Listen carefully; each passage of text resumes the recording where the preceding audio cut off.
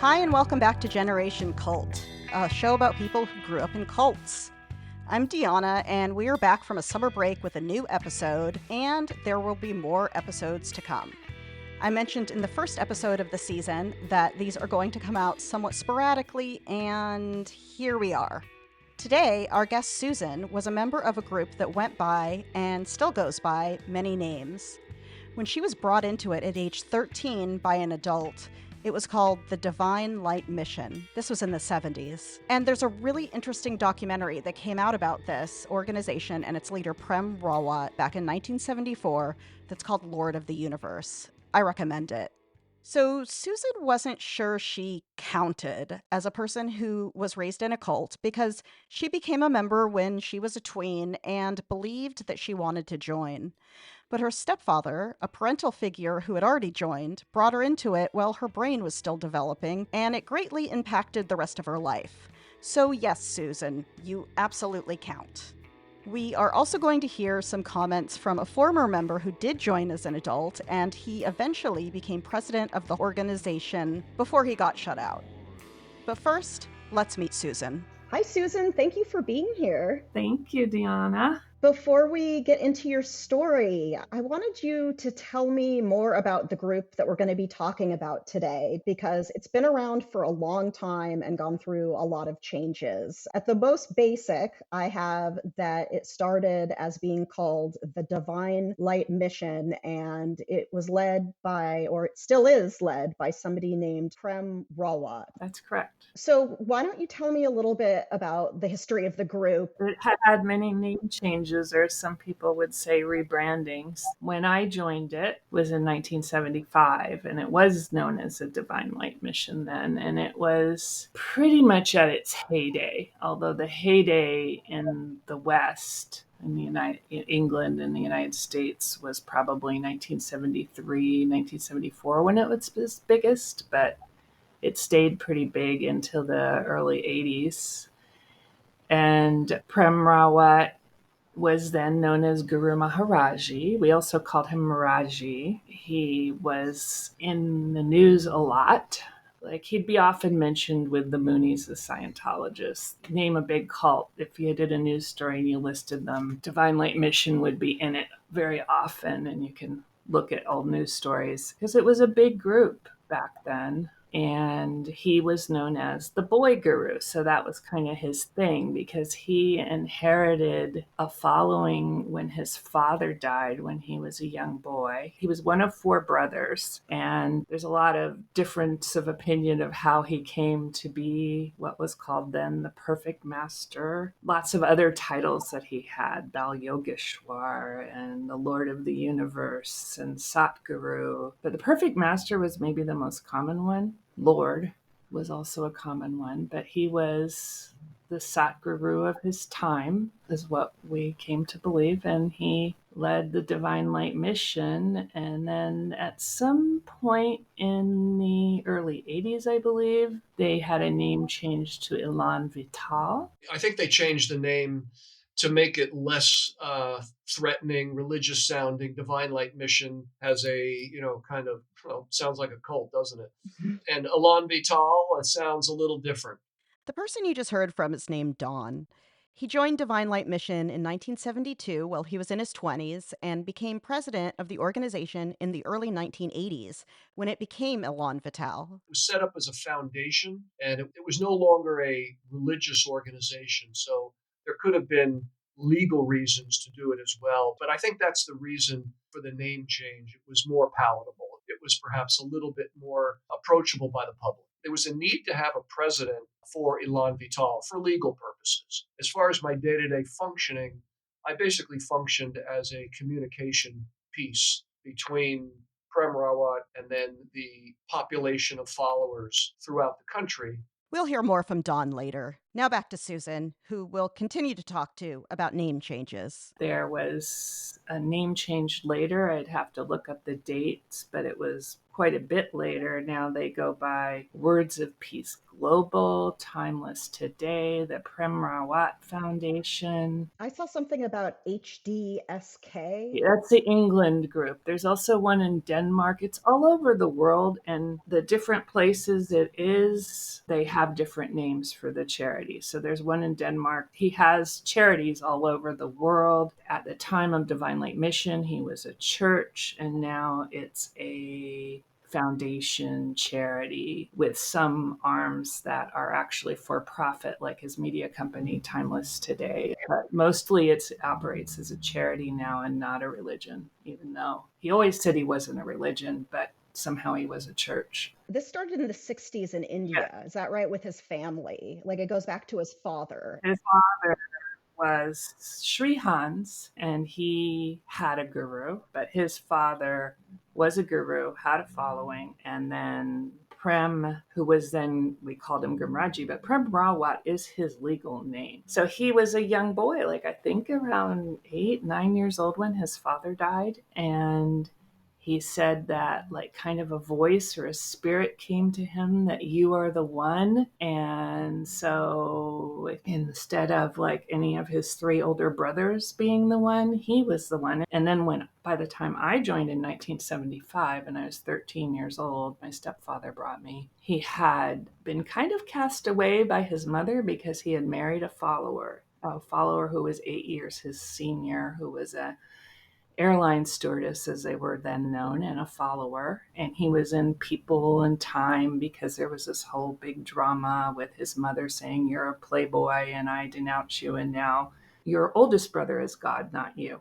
And they had a big fight in India, a big lawsuit, but it was all very well documented in the news at the time. So he'd already come to the United States and like gained a following at this point. Yeah.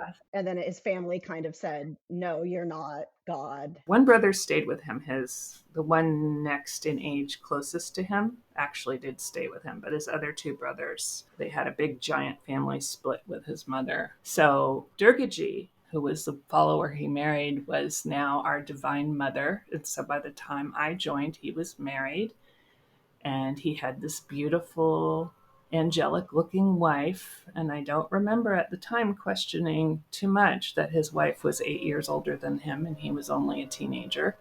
But the news sure did. Because I was only 13, I think to me he was a grown-up, and so I just didn't think too much about it. Yeah, let's talk about that. Okay, so you're 13 and you were brought into this by your stepfather. How did that happen? He wasn't living with my mother then. They had separated. But he came back and he told me about this wonderful thing he'd found. And he was an attorney, which is only important in that the cult really coveted professionals.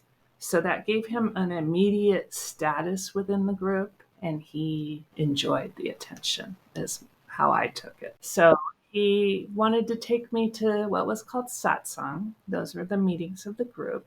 And somehow I said yes. And I still don't know, like, why did I say yes? I'll go to satsang with you. But I did. I mean, you were 13 and an adult invited you somewhere, parental figure. Something he said about it must have intrigued me, but I kind of don't remember what it was, but I do remember how quickly I fell for it, which was like stunning in retrospect. So I lived in Miami, Florida, and, he brought me to satsang, and it was in this beautiful I loved old houses. And it was in this beautiful old Spanish house, very kind of cool house. And we had to take off our shoes before we went in the ashram, which to me was just like super exotic. You have to take off your shoes to go in here? This is neat.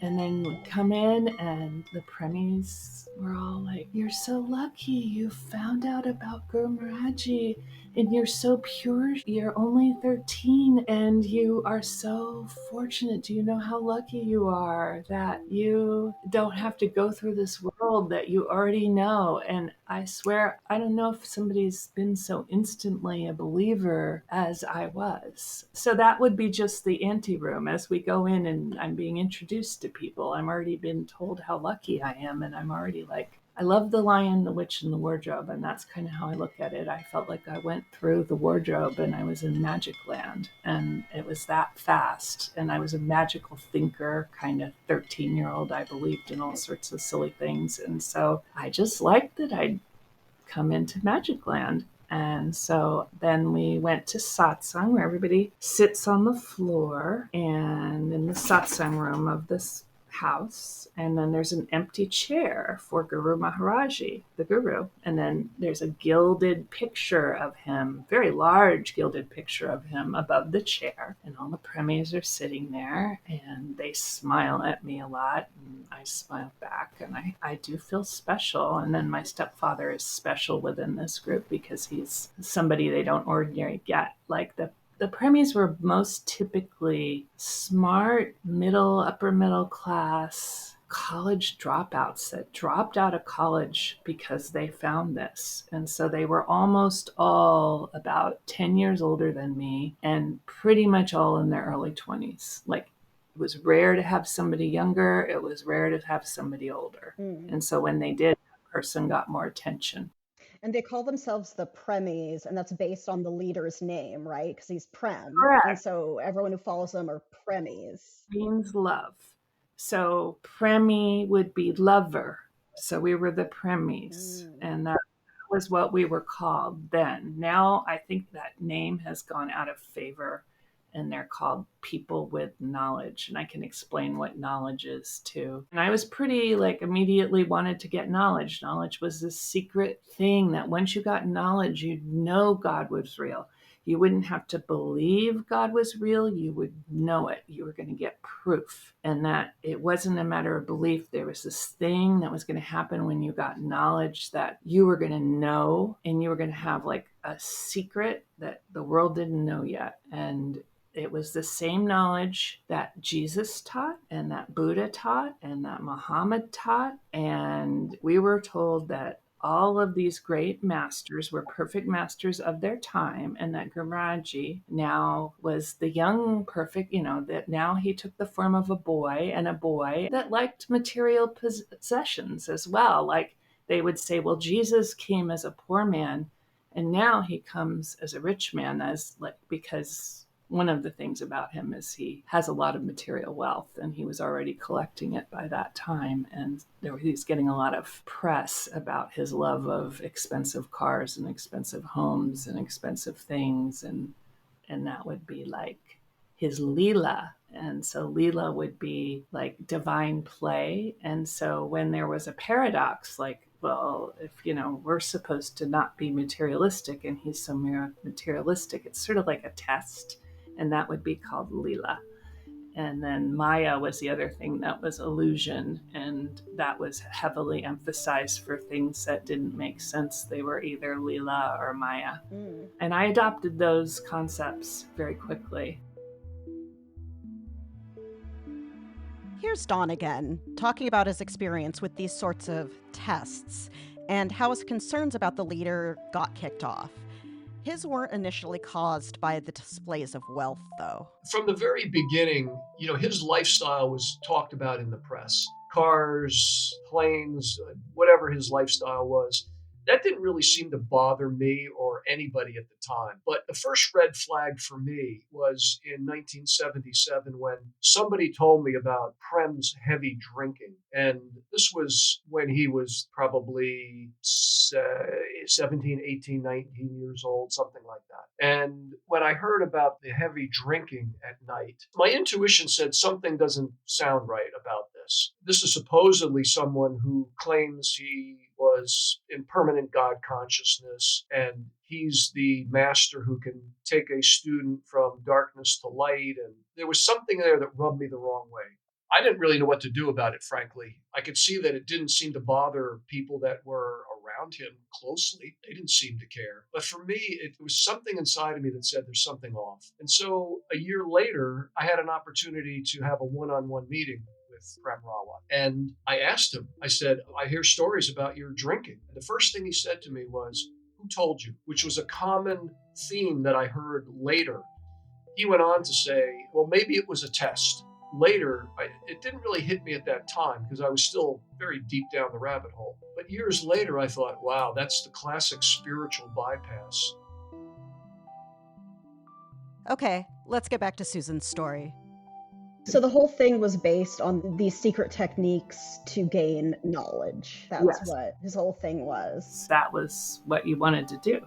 So that would have been late 1974 because you have to go to a certain amount of satsang in order to get knowledge back then. So I know I went for some period of months, but because I was so young, I was seen as pure. And so, like, maybe it would be easier for me to get knowledge. And so at that time, a Mahatma, and these were at that time exclusively people from India, mostly men, but there were some women, and they were called Bais, a Baiji, or you would have Mahatma Ji. But the Mahatmas would tour giving the knowledge techniques.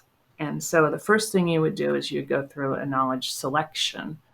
And so I went to my knowledge selection, and the Mahatma's name was Jagdeo, and he was kind of like, some of the Mahatmas are kind of like happy Indian guys. Jagdeo was not a happy Indian guy. He was kind of the hellfire and brimstone Mahatma. He was a little scary. And he asked some scary questions. Like he would ask people, were you willing to cut off your head for Guru Maharaj Ji? Would you be willing to sacrifice this for Guru Maharaj Ji? And he cast out many people saying that they weren't good enough. They hadn't come to the right understanding to get knowledge yet, that they'd have to come back another time, which was, I learned later, very typical. Yeah. That more were rejected usually than were accepted, and that made you feel special. Yeah. And this is important to some things that come later. There were 2 or 3 little girls sitting at his feet. They had flowers in their hair and they looked like little angels. And instead of facing him, they were facing the crowd. And I only just say that in that it seemed like he really liked children. Like when I came to be questioned, of course I was terrified, but very quickly I realized he really liked how young I was and was like, you're so pure. And, he was friendlier to me, not as scary as he was to other people. And I got accepted pretty quickly as somebody who would get knowledge. And this was the Mahatma, or was this Prem?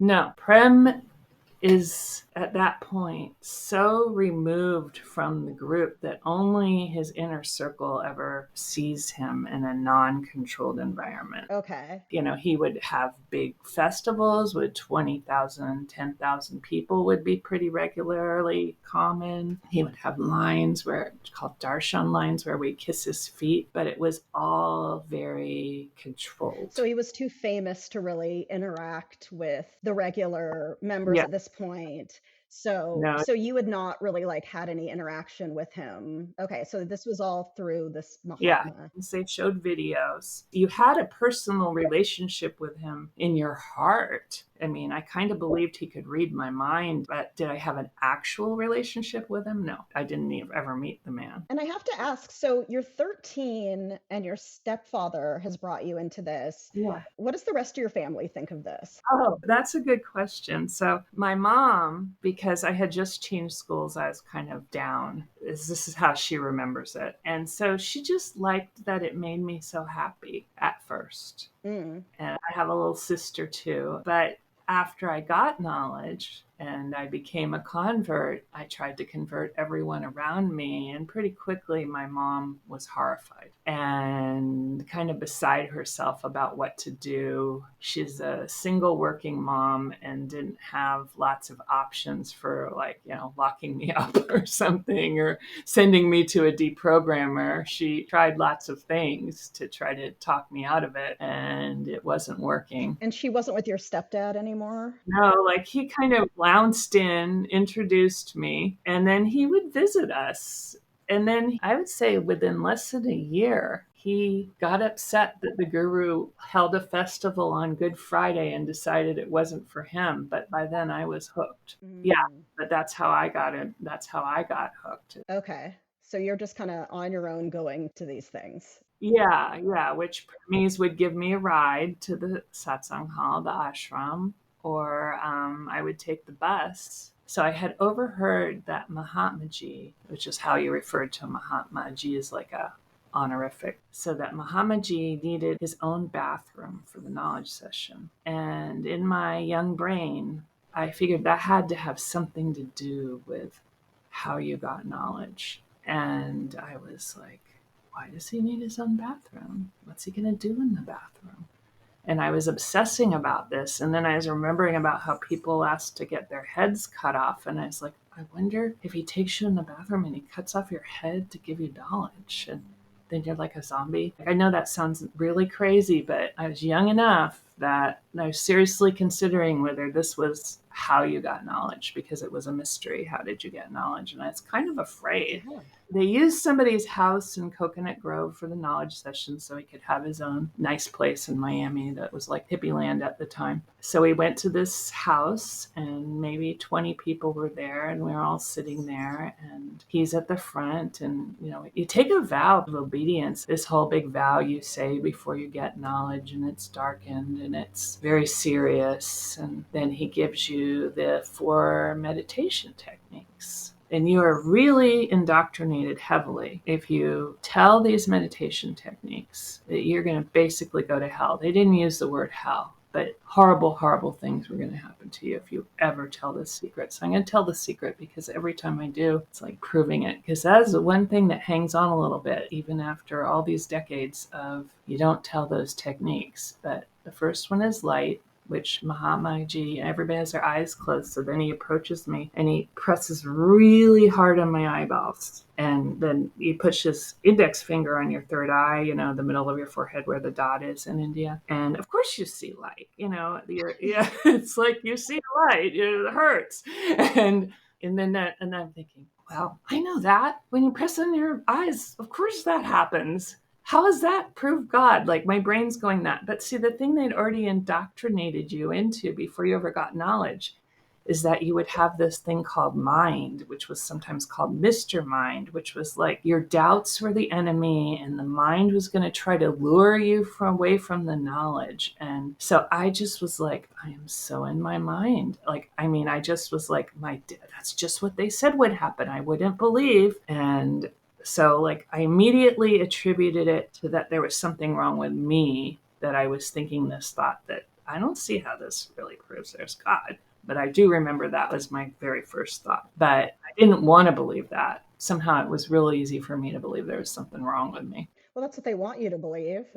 Yeah, I think all cults do that in one way or another, but this was how our particular cult accomplished that goal of making you feel like the problem was yours, not with them, like the emperor's new clothes. Yeah, and it's all part of the playbook. If something doesn't work, it's because of you, not because the logic or the teachings or whatever is faulty. It's all, the person. Yes. And if you're telling a tween that, it's going to be even more effective. Right. So right. game on them. Yeah, magically thinking tween. And so I just didn't register that my thoughts were real. My thoughts were just something to be batted away, which I spent several years doing that after that. But the next one was music. You stuck your thumbs in your ears and the sound you heard, which, if you plug your ears, you're going to kind of hear something.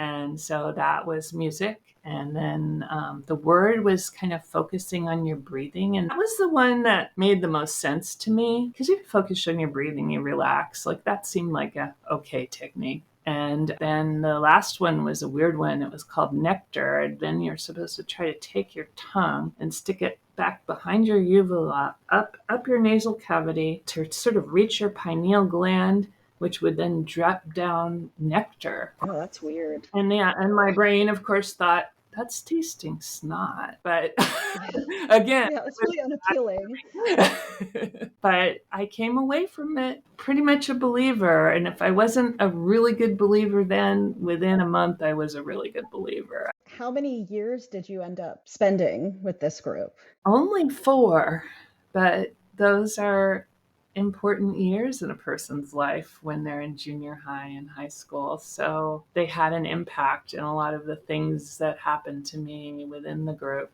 Okay, so you're in this group for 4 years, so ages 13 to 17. Right. And obviously at some point, something didn't work out and you left. Yeah. What would you say led to your departure? Well, a number of things.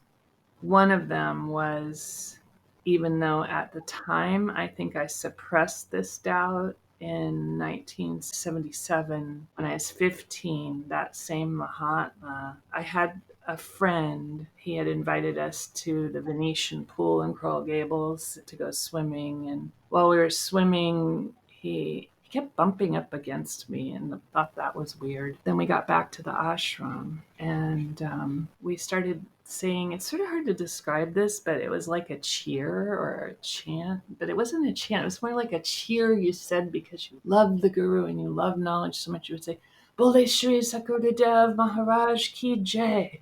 And we would say it over and over. And then he would hug us. And at first he'd just hug us. And then he started to have his hands land on our breasts and our rear ends. And I was like, this isn't happening. There was nobody else in the room but me and this younger girl. And he was doing this to both of us. And I was thinking, well, Mahatma Ji is so pure. Maybe in India, they don't know that this is wrong. Maybe it's me that thinks it's wrong, and maybe I'm wrong. And then it was like, I kind of snapped out of it because I saw by looking at her that he was doing the same thing to her. And there was something different about watching that made me go, well, also that he was trembling. And I somehow I knew that he was trembling because he did know it was wrong, what he was doing. And so I was smart enough that I made up a lie. And I said that my mom was waiting for me and she's going to be upset if I didn't get home on time. And I got us out of there. But on the way home, I learned from her that she had been much more seriously molested by him when she was a couple years younger, and she was already younger than me. And I learned that it was much more serious than what he what he started to do to us would have gone much worse had we not gotten away. And that what happened to her alone was much worse. And that there were two other girls that I knew that were 8 and 10 in the group that also said something happened to them with him. And so I decided that I had to tell Guru Maharaj Ji. To me, Guru Maharaj Ji was the Lord, the perfect master, the Lord of the universe. He knew everything. They used to say he was omniscient, omnipotent, and I can't remember the last O, but there were 3 O's that he was. Anyway, I thought he knew everything, but somehow I had to tell him about this, and that's a paradox, because if he knows everything, he should know this. But I decided I had to tell him, but there was no way to tell him anything because you couldn't get a hold of him. Mm-hmm. But I did know because at the ashram I would go and do service when I was 13, and there was this community coordinator that used to help me with my homework. So he had become an initiator. By that time in 77, they had decided that he would rename the Mahatmas initiators. And he made some Western people initiators, and this community coordinator had become an initiator. And so he came to Miami and I told him about what had happened. And he said I did the right thing to tell him. And he would tell Guru Maharaj Ji and that I did the right thing. And I felt relieved. And that was what I thought was the right thing to do at the time. Yeah. You told someone immediately. Yeah, well, probably within a month. I just, I remember how long it was. He had to come to town, but there was no other way to really get word directly to Guru Maharaj Ji that I could think of. And somehow I thought that's how it had to happen. So that happened. And I think that weighed on me. I've heard about things you put on the shelf, doubts you put on the shelf until it gets too heavy. So that didn't snap me out of the cult, but I think it weighed on me. At these big festivals with 20,000 people, one of the things that would happen is the darshan line. All day long, he would have people kissing his feet, and you would give away, adults would probably give up money, lots of money. I didn't have much money. I gave him my silver charm bracelet instead. My mother never forgave me for that, and I'm sure it didn't mean much to him, but I saw that Jagdeo was like one of the people standing in this darshan tunnel as you go in. And I was like, oh, maybe they have a guard on him. But I was like, because the Mahatmas traveled from city to city giving knowledge, like maybe they were in Portland a week and then they go to Seattle and then they go to San Francisco and then they go to Denver. I just knew that he was probably doing this everywhere he went. And even though I was only 15, like I just knew that this was very likely something he was doing everywhere if this happened to 4 girls in Miami. So like seeing that he was in the darshan line was kind of hard to deal with.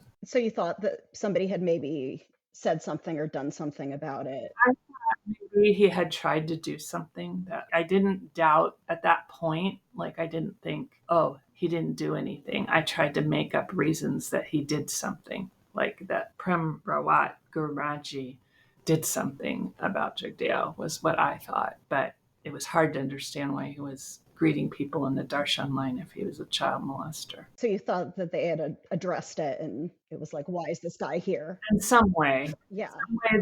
Beyond my understanding. And so many things were beyond your understanding as a premies. So that wasn't a strange idea to have, that something was a huge contradiction and you were supposed to just accept it, because lots of things were like that. And so when I was 16, I joined the ashram. The ashram wasn't just that house you visited, it was also like a monastic order. So the premies that joined the ashram were called ashram premies, and they were very special premies. Like it meant that you had devoted your life to Guru Maharaj Ji. You took vows of poverty, chastity, and obedience. That means you would be celibate and you would give every penny to him and you would do everything they said, which was sort of like a hierarchy. So Guru Maharaj Ji gave agya, which was his divine command. So when Guru Maharaj Ji said to do something, that was really important. But it would often get relayed through the initiators. So that one guy that was the guy I told about Jagdeo came to my mother's apartment and convinced her somehow that I would be safe to join the ashram. And she was very concerned about this decision. And had you told your mom about any of the stuff that had happened? No. Okay.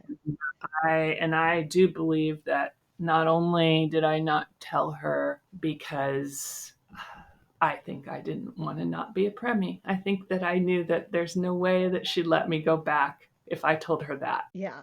And I believe that that's why I didn't tell her. And that kind of makes me ashamed. No. But I mean, you're a kid. And I really believed in it. And I think I knew that if she knew that had happened to me, she would not have let me go back. She was already trying to send me to like church groups, and I would try to convert the whole church group. She was trying to do so many things. So when I wanted to join the ashram, she sent me to a psychologist. And I guess whatever I told the psychologist, he said, I think you should let her do it because I think she's going to leave if you let her do it. I shouldn't tell me that he said that, but it did turn out to be true. So in the ashram, I was sleeping on the floor with a roommate. You know, there were 3 or 4. I was in a lucky room where it was very small, so there were only 2 people in that room. You got up at 5:30 in the morning and you sang Arti, which was a devotional song. And then you meditated for an hour. And then the deal my mom made was that I would go to high school, that I wouldn't have to work. I would go to high school. And so somehow they decided to let me join the ashram, even though I wasn't bringing any money. And I was kind of resented by the other premies for that in the ashram. Like I remember knowing that they thought that wasn't fair, that they had to go to work, but I just got to go to school. Well, so I would go to high school and I had a kind of a secret bad habit. Like I always was a researcher. I loved the library. I would go research this. I would go research that. So I'd go to my high school library and I'd go, I really want to know what's in the magazines about Maharaj Ji. And so I would use the Guide to Periodical Literature and I would find all the magazine articles and read them. And so I would kind of know what the critics were saying. And it was like my secret bad habit. And I was ashamed of it, but I did it. I do think that had some effect on me. Oh, reading the critical stuff about the group and the leader. Yeah. And also I was getting a little bit older, so my brain was working a little better, I think. I think that was part of it as well. But I did have a final moment. the festivals were all over the world. Like I went to Rome to see a festival. I went to Tucson. I went to Montreal. I went mostly in the US. Maybe Rome. That was the only one I went out of the country, but people who could followed him all over the world. It was very common. And these festivals were big at the time. 20,000 people was pretty typical. And it had been progressively after 1977, he'd been like demanding more devotion and surrender to me. It was getting really intense. And so this one festival, he came out this one time with just like harem pants and a flower garland, which was called the mala. And he started dancing on the stage, like doing this dance, like where he waves his arms up and down, and the crowd went insane. And I know I'd been having doubts before that, but I remember like it was almost as fast as I became a Premi, my doubts kind of broke through, because I was like, the sister next to me said she had an orgasm, and that kind of freaked me out, that looking at him dancing on the stage like this would cause her to say that. People were fainting, literally fainting in the crowd. So it was not just that he was up there dancing in this weird costume. It was also how everybody was acting. And I just went, I'm in a cult. Face it, all those magazines are right. This is a cult. Yeah, I'm in another city. I believe it was Philadelphia. And I have to get home. So I don't tell anybody, like, yeah, I've decided I'm in a cult. So I just kind of am quiet about it and get back to the ashram. And I know I wrote a letter that was to like burn any bridge or any chance I might have of ever going back, because I wrote a letter that I thought I was in a cult. I don't remember if I wrote about Jugdeo in it or not. I was very freaked out, very scared. I was terrified. It was like jumping off a cliff to leave. And I called my mom. I put the letter on my bed and said, come get me. And she got me. She was happy to, of course. And I remember we went out to breakfast, and she never said, I told you so, which I'm sure she wanted to say, I told you so many times this was a cult. She was just so happy that I was leaving. Good mom. Yeah, yeah. Don, the former president of the group when it was Elon Vital, who we heard from earlier, he also left, but under different circumstances. It wasn't his choice at the time. It was a blessing in disguise in 1983 when Prem Rawat decided to close all of the ashrams, which were the communal living situations throughout the US. And a lot of those ashrams had supported him over the past 10 years financially. And so there was a decision made to close these places. And my understanding from what I heard was a lot of the reasons were financial, meaning having people in these ashrams could also create a financial burden on Prem Rawat. They were getting older. There was a lot of people who never got medical or dental care, and now they're in their 30s. And I think on the horizon, they could see like this could get complicated. And there may have been other reasons too. Maybe there was a movement towards let's try to be a little bit more mainstream and not have some of these houses and communes that make it look more like a cult. Let's try to dismantle that. So there could have been multiple reasons. But at the end of the day, that was why I left, because they shut it down. And then they terminated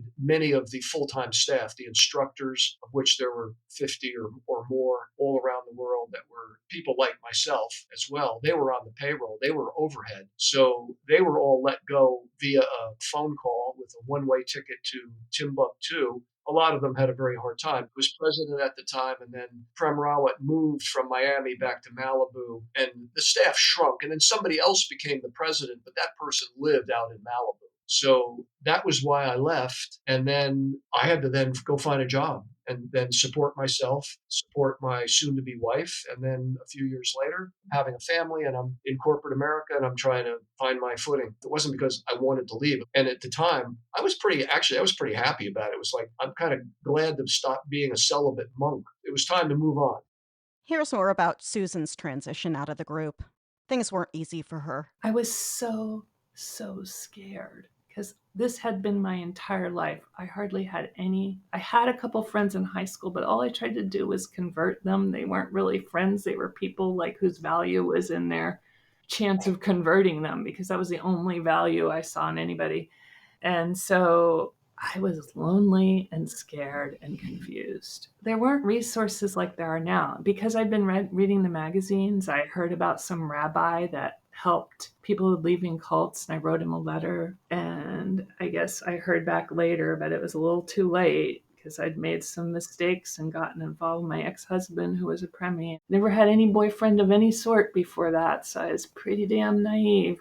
So I ended up in a marriage and with children very young. And so it took some more years before I was out of Premie world because of that. So you married someone else who had been in the group before, like he had this shared experience. Yeah, I think it's so important what people do that help cult members now when they're leaving, because I know how vulnerable they are. And I remember that feeling of just being like lost, just so lost.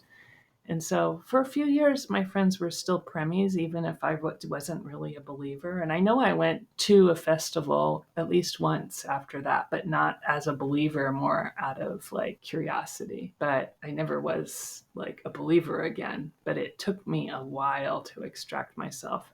I had a friend who was friends with the guru's midwife. The guru by then had 3 kids. He eventually had 4. And I decided if she was a midwife, that she would know about children's issues and she would really understand. And so I called her and she said, I will tell Guru Maharaj Ji. Again, I'm so glad I told you this. And then she called me back about a week later and says, I told Guru Maharaj Ji, but he said he already knew about this and he was glad it wasn't a new incident. Ugh. And then I just felt so sick to my stomach. I was too afraid to do anything else still. Somebody once threw a pie, a reporter threw a pie in the guru's face, and that man got his head bashed in. I was really afraid of violence from the cult. I had a whole lot of mixed emotions about rocking the boat at that time because I didn't trust them. And I think I had reason not to trust them. Yeah, I read about that head bashing, and that sounded horrible and scary, and I would be frightened too. So I'm impressed that you kept trying to tell people, to be honest. Yeah. I tried because I just couldn't understand why he wouldn't do something if only to protect himself. Like I was like, how can it be good for you to have this guy traveling for you? You know, like I knew it was bad for kids, but if he's so selfish, maybe he would just do it for himself, get rid of this guy. I know that was one of my thoughts. Like he can't possibly want this to happen. Yeah. That's what I thought.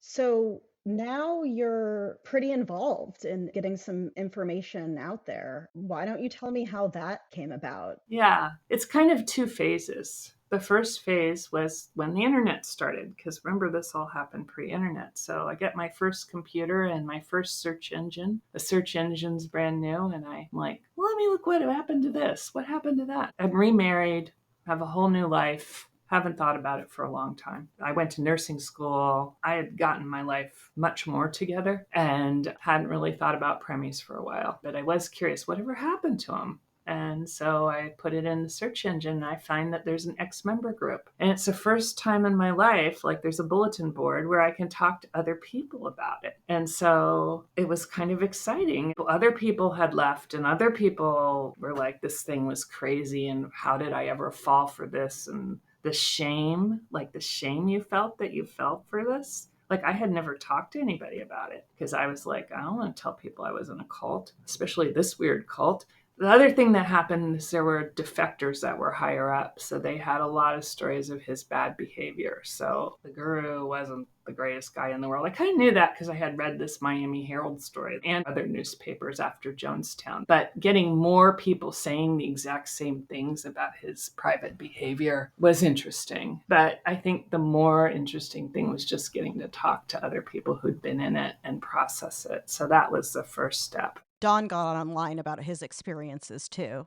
I started writing on this online platform called medium.com that many people may have heard of. And when I started writing on it, I decided that I would write an article about how I left the cult and how I reclaimed my life. And so when I wrote that article, it was a kind of a cathartic process for me. And it brought me to a more complete stage of resolution with the whole thing as I told my story. And I published that article and got some interest on media. But more importantly, it helped me process what I'd been thinking about for the last probably 10 or 15 years. And then about a year or so later, the wife of Prem Rawat's eldest son found that article and read it and reached out to me. And I didn't know her, and I didn't really know anything about the eldest son. I knew who he was, when he was a little kid, but I didn't know him as an adult. And she said, "I'd like to talk to you." And so we began to have a conversation. And then she began to tell me the story of the eldest son, her husband, and his very difficult experience growing up under Prem Rawat. So at that point, when I heard some of his experiences, and I'll leave it at that at the moment, when I heard about some of his experiences, I said, well, I'm just going to double down and I'm just going to write more articles about the cult and really hit it as hard as I can about the truth and publish those. And before I knew it, I had people calling up my ex-wife, who is a loyal follower, who were former friends of mine, asking her, saying, what the heck just happened to your ex-husband, because he's gone off the rails and he's trashing Prem Rawat in public. And she didn't know why. But I began to quickly see that there was a group of people that wanted nothing to do with me at all. And they subsequently have come after me with very hostile attacks and reviews of my just published book on Amazon, and creating as much of a firestorm for me as they possibly can as retaliation. Susan also became more outspoken on the internet about her problems with the group. And then pretty quickly, even though I was using a pseudonym, I said, I had this bad experience with Jigdeo, and about how I tried to tell people. And then somebody had already talked to another victim in England who had been raped when she was 9 years old by that same man. And that just made me sick to my stomach. And so she and I really tried to do something. And I used my first and last name online and really was kind of public. And this was all before Me Too. So we left a letter there that just said, if you know something about Jigdeo, please get in touch and let us know. It's going to go into history. So in 2019, it's I call it a message in a bottle. I flung it into the ocean. Me and that other person did. We flung it into the ocean. And over time, somebody picked it up, and it turned out to be the Guru's daughter-in-law. I figure out who she was. I didn't even know his son was married. I hadn't been that involved for a while. I had posted around 2000 a lot, and then I would always check in on the bulletin board. And so she gets in touch with me, and she had some very concerning things to say. And I don't want to go too much into the details of what those things are, but they kind of resonated with me and made me care a lot more about getting this story of this group not rewritten by the Guru. And since then, I've become friends with her and her husband. He's a very nice guy. We had this interesting experience when I visited them once. Got out one of the old Guru magazines with his picture in it that she'd collected. And I'm standing there with the man who was the little boy in the picture that I used to kind of worship as the divine prince of the cult. And we're just kind of both having a, can you believe this moment? And it was really intense. Yeah, it's funny where life takes you. Yeah, it was very funny where life took me, that all these years later that I'm learning more about what was this really like, and in a way that makes me care a whole lot that this story gets out of, if nothing else, my experience with this group, and other people are speaking out about their experiences with it. Yeah, so you're part of some ex-Premi groups, message boards, Facebook groups. Yes. Just discussing some of the things that have happened to people in this group since the 70s, basically. Yeah. So what do you want to see happen? Ideally, what would you like to see happen? Mostly, I just would like history told accurately. I would like his past to follow him. I would not like him to be able to rewrite who he is. He has got this thing now called the Peace Education Program in American public schools. I don't think that the parents in those schools have any idea of his past or who this man is or what this program's about.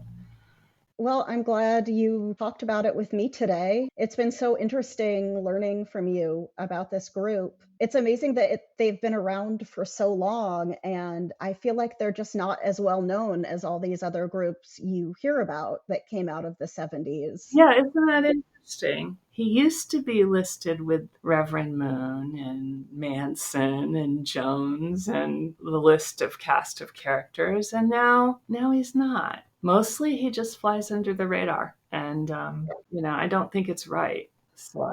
And so he's still very active. He's still doing his thing, raising money, and traveling around the world. And he, now they actually feed children. Back then, sometimes, I mean, some part of his budget goes to some good things.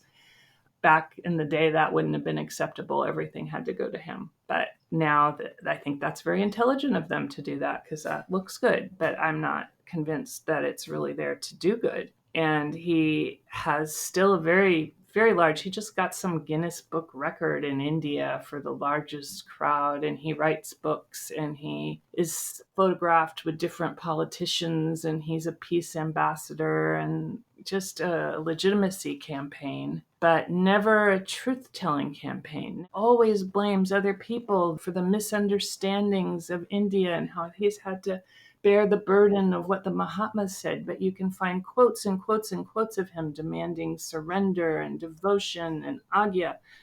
And it's just like he just pretends that never happened. Here's what Dawn would like to see happen. The ideal situation could be either an investigative journalist or a media company getting interested in telling this story to the public. That would be a way for the truth about what goes on behind the scenes regarding how he built his multi-million-dollar empire, his personal behavior, etc. And that's what many of us who are speaking out would like to see happen. We'd like the world to know the truth about who he really is. And people like Susan and others who grew up as children in this cult and who know some of the details around his behavior with children would like to see him have nothing to do with children in the future.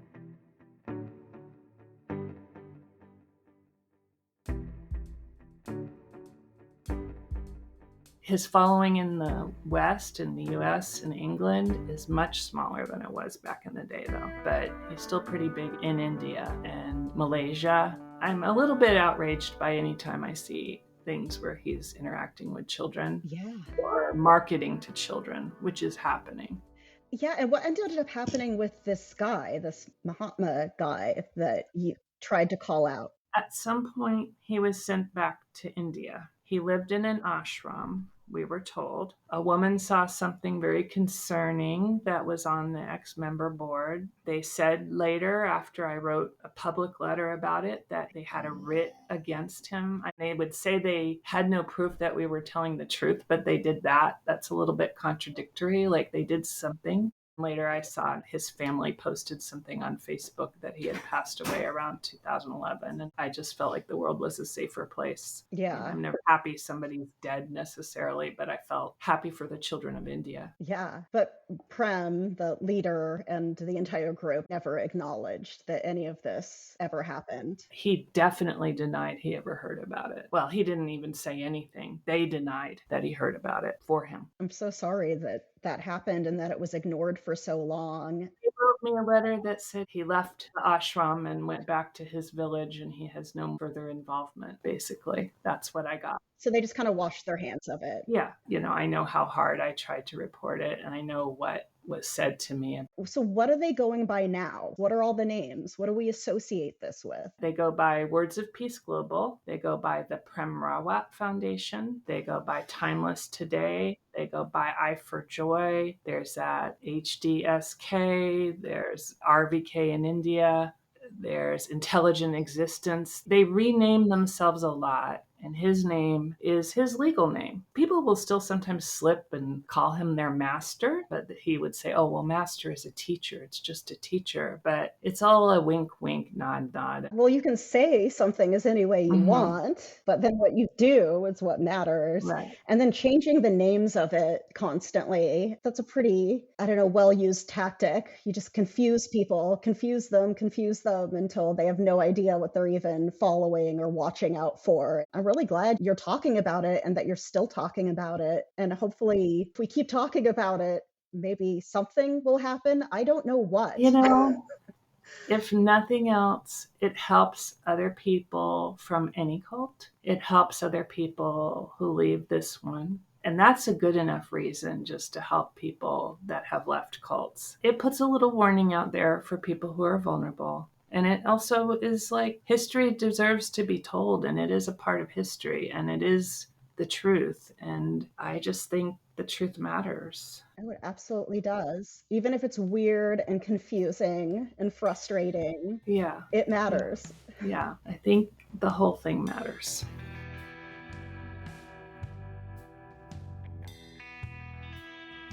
Well, thank you and good luck. Thank you.